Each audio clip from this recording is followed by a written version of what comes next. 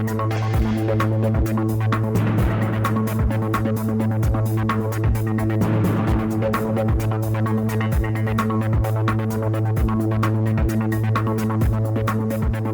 et bon réveil, bienvenue à vous tous qui nous rejoignez sur Radio Côte d'Ivoire. Toutes nos excuses pour le retard, mais les choses rentrent dans l'ordre. Madame, Monsieur, tout de suite le journal, il est avec vous et il est présenté par Jérôme Coco. Bonjour Jérôme. Bonjour Didier. Demain, mardi 26 octobre, Radio Côte d'Ivoire célèbre son 60aire, 60 ans au service des auditeurs, mais aussi de la Côte d'Ivoire tout entière. Témoignages d'anciens, panel, journée portes ouvertes. Voilà les grands moments de cette célébration. Le signal analogique sera éteint dès le 13 novembre prochain dans le district d'Abidjan. Tous les foyers devront donc se mettre en règle avant cette date et passer au numérique. La société de télédiffusion lance la dernière campagne de sensibilisation. Et puis le Soudan fait-il face à un coup d'État? Tout porte à le croire. Des hommes armés non identifiés ont arrêté plusieurs dirigeants soudanais tôt ce lundi matin. Selon une source gouvernementale, le Premier ministre Hamdallah Hamdok aurait été placé en résidence surveillée, Internet coupé dans tout le pays. Voilà pour le menu. Bonjour à tous, bienvenue. Le signal analogique va s'éteindre le 13 novembre prochain. Oui, c'est pour cela que la Société ivoirienne de télédiffusion IDT lance la dernière campagne d'extinction du signal analogique dans le district d'Abidjan. Tous les foyers devront, avant cette échéance, installer leur antenne TNT et passer au numérique. La campagne d'extinction a été lancée en présence du ministre de la Communication, des médias et de la francophonie. On en sait plus avec Thiemo Koderasuba.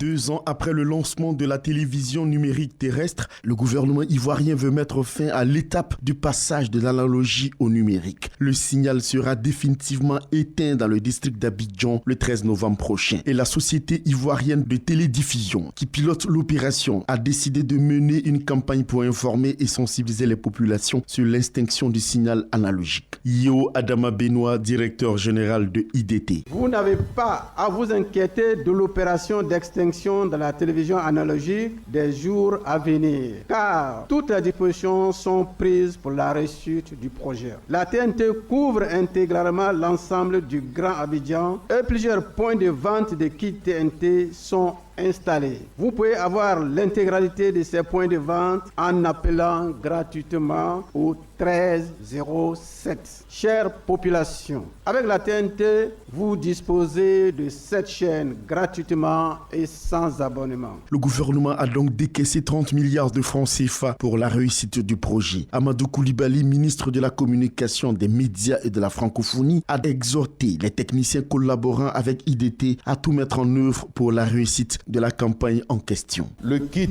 ne peut excéder la somme de 6 000 francs pour l'antenne et de 10 000 francs pour le décodeur. C'est pour cela que je voudrais ici saluer des installateurs, des revendeurs. Je voudrais vous dire que chacun de vous devra être un commercial parce que à la fin de la journée, c'est vous qui êtes bénéficiaire. Population d'Abobo et au-delà de vous, population d'Abidjan, je peux vous dire donc à partir de cet instant, vive la TNT, allons tous à la TNT. Une cérémonie au cours de laquelle le prix décerné par le ministère du Budget à IDT comme étant la 3e entreprise non commerciale la plus économiquement performante a été présenté à l'assistance. Thiemoko Diarasuba, une formation régionale en ligne sur l'installation, l'exploitation et la maintenance des e-stations a lieu à Abidjan. Cette formation de 2 jours qui vient ainsi outiller les organisations de surveillance des catastrophes sur les rudiments nécessaires face aux incidents. Marc Yuanta est le point focal national. Nous avons invité tous nos partenaires, la SODESAM, l'OEPC, le RSC, pour qu'ensemble ici, nous soyons formés, que nous ayons la capacité d'utiliser ces produits-là. Donc, nos partenaires seront en mesure donc, d'utiliser ces produits-là et d'implémenter leur base de données afin que nous puissions pérenniser les acquis du projet MISMAS, service d'évaluation et de gestion des inondations en Afrique de l'Ouest, à multi-échelle. C'est-à-dire, on continue de délivrer des services pour que nos différentes populations pour lesquelles nous faisons ce projet soient toujours à l'abri des dégâts des inondations. On parle à présent du réseau des diplômés de l'École nationale d'administration de Côte d'Ivoire, REDNACI, qui a désormais son site internet, www.rednaci.ci. Le REDNACI est une association apolitique qui regroupe tous les élèves fonctionnaires et fonctionnaires formés à l'ENA. L'idée est de créer une plateforme d'échange et de solidarité entre les adhérents de ce réseau. Les précisions avec Charles Yaoukwasi. Un site qui nous permet donc de créer un lien entre les ENAC, mais surtout un site qui nous permet de jouer notre rôle de force de proposition. Nous ne sommes pas un syndicat, nous sommes une association qui s'inscrit dans la logique, dans la dynamique de l'amélioration de l'administration. Et je voudrais donc vous dire merci. Nous procédons au lancement du site, mais surtout nous allons procéder au débat. Et nous allons donc lancer notre premier thème, ce qui est important. Et ce thème est relatif à l'actualité. Il porte sur le système éducatif. Donc le système éducatif ivoirien. États généraux de l'éducation nationale. Quel système éducatif pour une Côte d'Ivoire moderne et performante? Nous osons espérer que cela nous permettra de jouer notre rôle. Nous avons été formés par l'État. Notre contribution, c'est de voir comment nous procédons, nous aidons à l'amélioration du service public. Bientôt la première université du tourisme. Et ce sera du 17 au 20 novembre prochain, la première édition de l'Université africaine du tourisme. Une occasion pour renforcer les capacités techniques et opérationnelles des acteurs de l'industrie touristique. C'est l'objectif de cette Université africaine du tourisme. Écoutons Jean-Calvin Etienne, il est le directeur d'Etsun Institute, l'initiateur. À l'issue donc de cette activité-là, les apprenants doivent être capables donc de maîtriser les techniques de financement de projets hôteliers, les démarches qualité en hôtellerie-restauration, les outils marketing et les techniques commerciales pour accroître le taux d'occupation des réceptifs hôteliers, de maîtriser le métier de guide touristique, de maîtriser les outils et techniques pour accélérer la croissance du chiffre d'affaires de leur restaurant, de maîtriser la mise en place d'une stratégie pour le développement d'une agence de voyage, et enfin donc de maîtriser le management efficace d'un réceptif hôtelier. Voilà donc l'objectif de la première université africaine du tourisme. Nous aurons le grand oral du ministre donc sur une thématique qui vous sera communiquée par le comité scientifique qui organise donc cette activité. Cette activité a possible donc les restaurateurs, les agences de voyage, les guides touristiques, les organisations socio-professionnelles et également les établissements de loisirs. Radio Côte d'Ivoire à 60 ans demain, mardi 26 octobre. Oui, le soixantenaire de la radio nationale et les anciens journalistes ayant exercé au sein de cette radio se souviennent de cette belle époque. Au nombre de ceux-ci figure Abdul Karim Karamoko, ancien journaliste dans la maison. Des souvenirs que nous rapporte ici Guinébou Karamoko. Abdul Karim Karamoko a débuté sa carrière à Radio Côte d'Ivoire en 1968. Sur place, avec nos amis, Eugène Kakou, Kabataïfou et d'autres encore, nous avons été répartis entre les services. J'étais au journal Parler. Nous avons trouvé sur place des doyens qui nous ont bien encadrés. Surtout Noël Eba, père à son âme, m'a personnellement beaucoup aidé même. À ce point que je ne suis pas rare qu'il me fasse présenter les journaux qu'il devait présenter lui-même, en me donnant les conseils nécessaires pour bien travailler.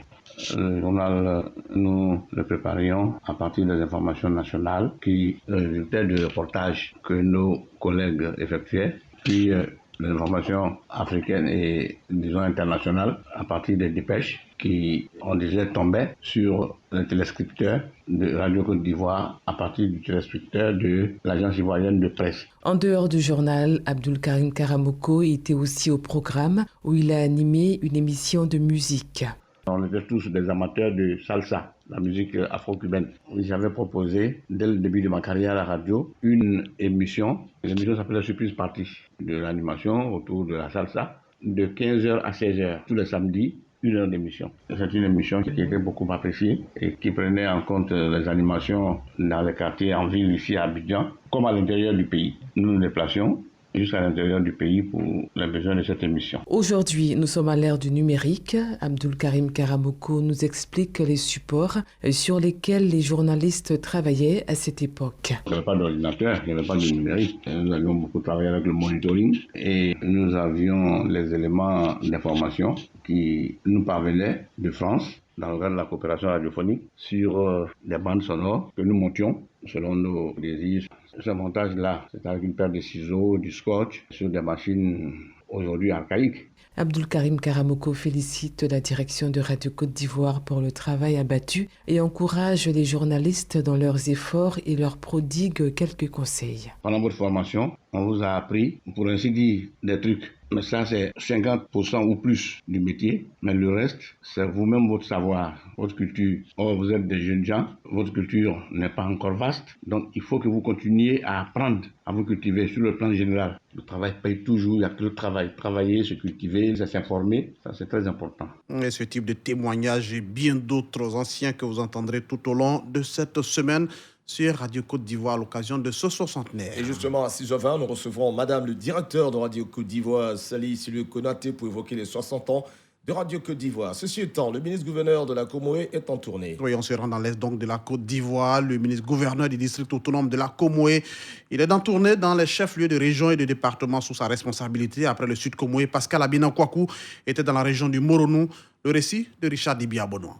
2 jours, voici le temps qu'a duré cette tournée de prise de contact avec les élus, cadres et les populations du Moronou dans leur ensemble.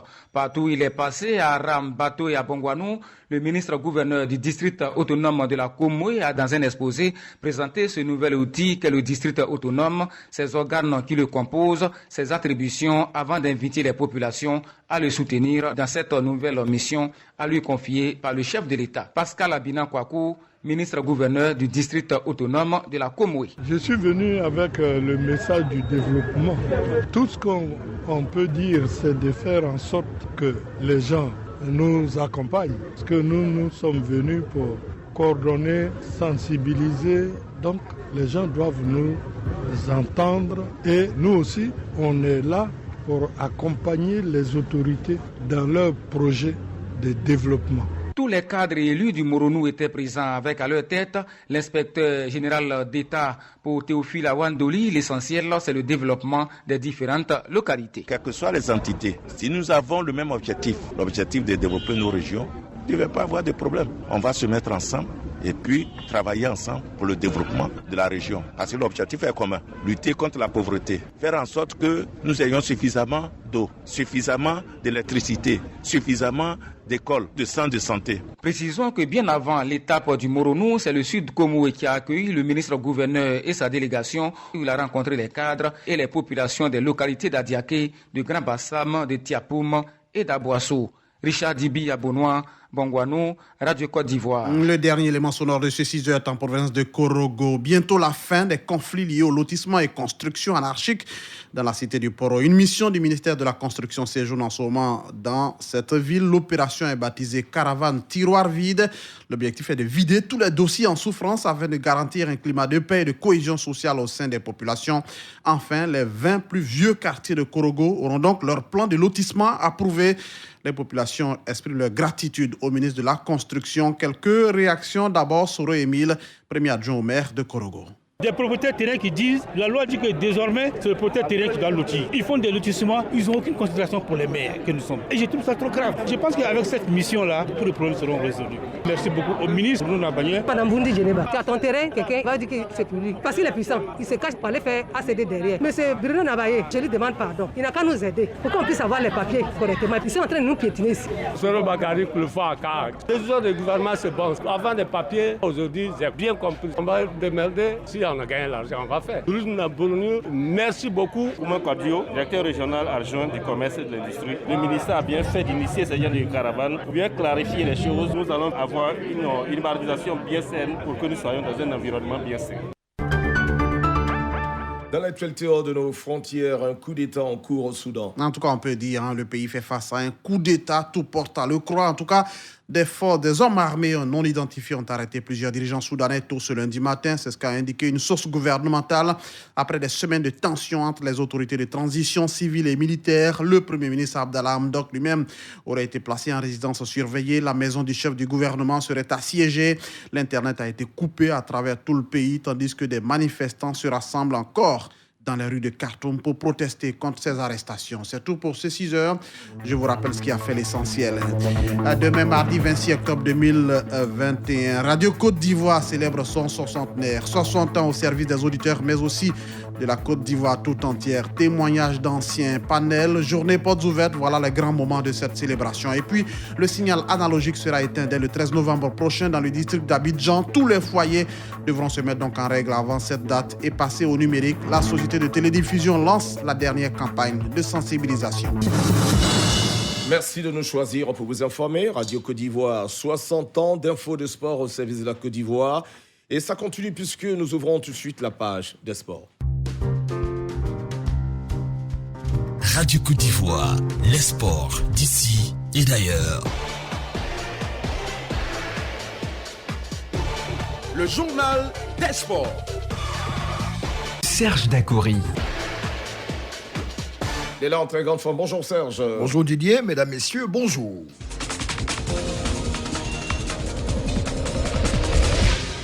Ouvrons ce journal avec le football sur le continent. Deuxième tour autour des préliminaires de la Ligue des Champions. La Moussa éliminé hier, battu à Alger. En déplacement en Algérie pour ce deuxième tour des préliminaires, les jaunes et noirs ont chuté, battus 2-0 hier dimanche par le représentant algérien, le CR Belouizdad. Défait il y a une semaine ici à Abidjan par l'ASEC, les Algériens ont pris leur revanche en s'imposant hier 2-0 avec les deux résultats cumulés.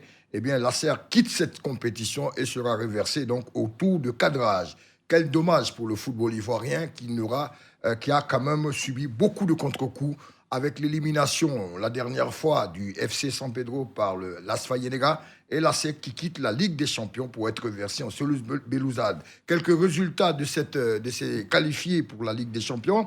Oroya de Guinée a obtenu son ticket en battant l'équipe du Stade malien 2-1.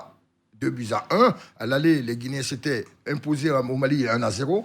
À la Ligue d'Égypte, tenant du titre, a laminé complètement les Nigérians, les gendarmes, US gendarmes, le club des gendarmes du Niger, 6-1. Également, Sétif d'Algérie qui s'est imposé 2-0 face au FC Nouadhibou de Mauritanie.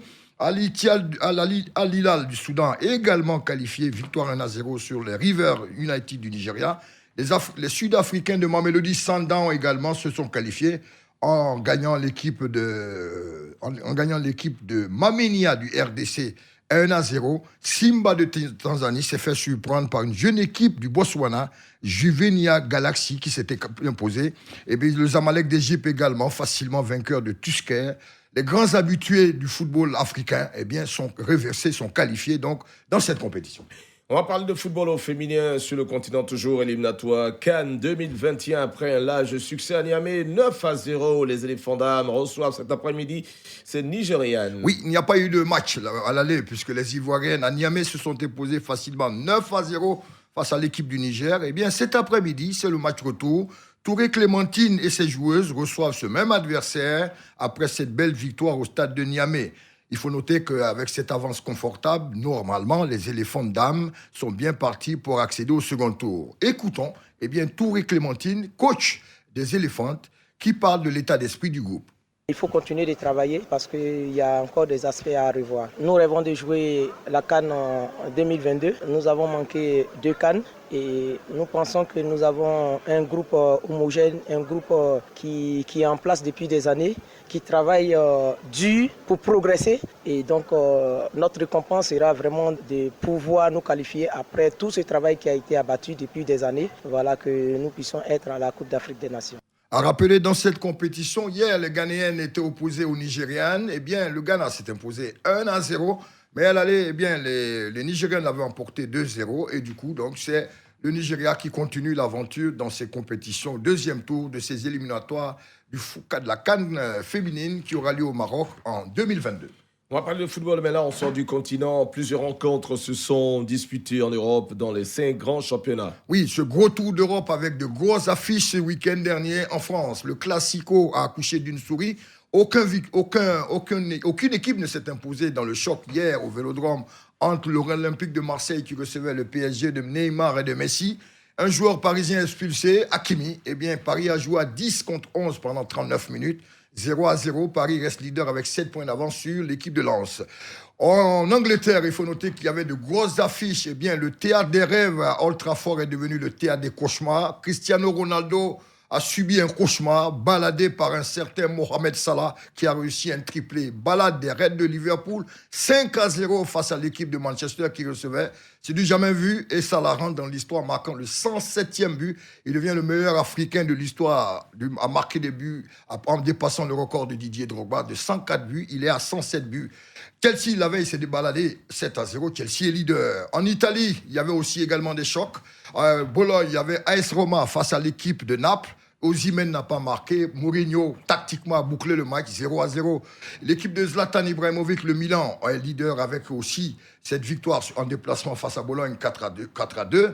25 points pour le Milan, 25 points pour Naples au niveau. Et le Classico, c'était en Espagne, le match le plus suivi dans le monde, le 246e Classico de l'histoire au Camp Nou. Benzema et sa troupe ont souri. Ils se sont imposés 2-1 avec les réalisations de David Alaba et de Lucas Vazquez. Agüero, rentré en seconde période, a réduit le score pour le Barça. Au classement, la Real Sociedad est leader et l'équipe du Real Madrid est deuxième. Un choc entre deux Ivoiriens en Pays-Bas, oui. Ajax d'Amsterdam opposé à PSV Eindhoven. De l'autre côté, il y avait Sébastien Haller face à Ibrahim Sangaré. Et dans ce choc, l'Ajax de Sébastien Haller s'est imposé 5-0 avec encore un Haller buteur. On va parler pour terminer très rapidement MotoGP Grand Prix en Italie. Le Français Fabio Quartararo est rentré dans l'histoire hier en devenant champion du monde. Dans le Grand Prix d'Émilie-Romagne en Italie, eh bien, le Français est rentré dans l'histoire en finissant 4e. Son concurrent direct, Pecco Bagnaia, a chuté et cela a profité à Fabio Quartararo. À 22 ans, il devient le seul Français champion du monde de moto. C'était hier dimanche du côté de l'Italie. Fabio, rendons l'histoire avec donc ce record. Merci pour ce journal. Merci de l'avoir suivi. Merci à vous, Serge Dakouré. Très bonne journée.